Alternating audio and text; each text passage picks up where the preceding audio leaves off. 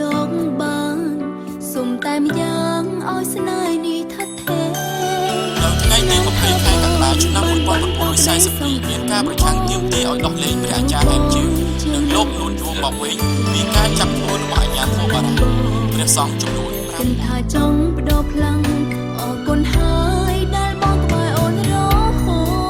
តខំឡើងយ៉ាងសួរជាមួយគ្នាជឿថាស្ដាយយ៉ាងមិនសនទេទោះកាឆ្ងាយពីមាសមេតែបេះដូងអូនຕົកនៅបងទុកទឹកភ្នែកកុំឲ្យហូរណាហើយសន្យាថាកាន់ដៃអូនកុំឲ្យអូនឃើញទុកបងឃើញនួនអងអូនអូនសោចាំថាអូននៅតែក្បែរបងនៅតែញញឹមរកនួនល្អជីវិតអូនរួមនឹងបងរួមបេះដូងរួមចិត្តស្នេហាស្រឡាញ់ខ្លួនឯងឲ្យច្រើនច្រើនពេលអូនឆ្ងាយពីរៀមរាត្រូវចាំថាស្នេហាយើងមានថ្ងៃនឹងបញ្ចប់នោះ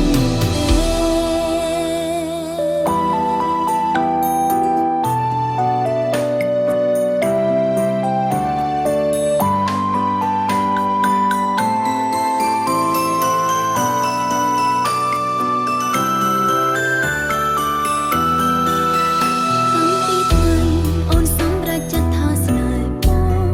បេះដូងអូនក៏ព្រមព្រៀងគ្រប់បែបយ៉ាងមានរឿងអ្វីត្រូវតែទទួលយកបានសុំតែម្យ៉ាងឲ្យស្នេហ៍នេះថិតថេរស្ងើថាបងបានបន្តក្តីសង្ឃឹមអូនគឺរូបបងជាមនុស្សអូនស្រឡាញ់ខ្លាំងស្រឡាញ់បងអូនមិនដែលគិតថាចង់បដូរផ្លាំងអរគុណហើយដែលបងក្បែរអូនរហូ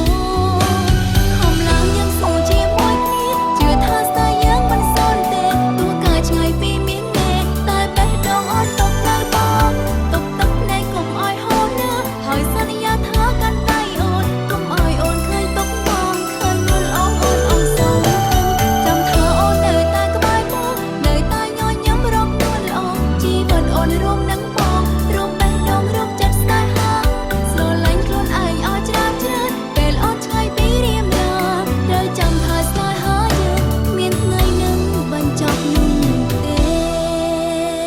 ខំឡើងយ៉ាងសួរជាមួយគ្នាជឿថាស្នេហ៍យើងមិនសនទេទោះកាឆ្ងាយពីមាសមេតែបេះដូងអូនຕົកនៅបងទុកទឹកភ្នែកកុំឲ្យហូរណាហើយសន្យាថាកាន់ដៃអូនកុំឲ្យអូនឃើញទុកបងឃើញនួនល្អអូនអស់សង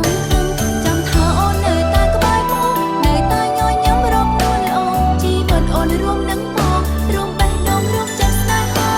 ស្រឡាញ់ខ្លួនឯងឲ្យច្រើនច្រើនពេលអូនឆ្ងាយពីរៀមរាត្រូវចាំថាស្នេហាយើងមានថ្ងៃនឹងបញ្ចប់នោះទេត្រូវចាំថាស្នេហាយើង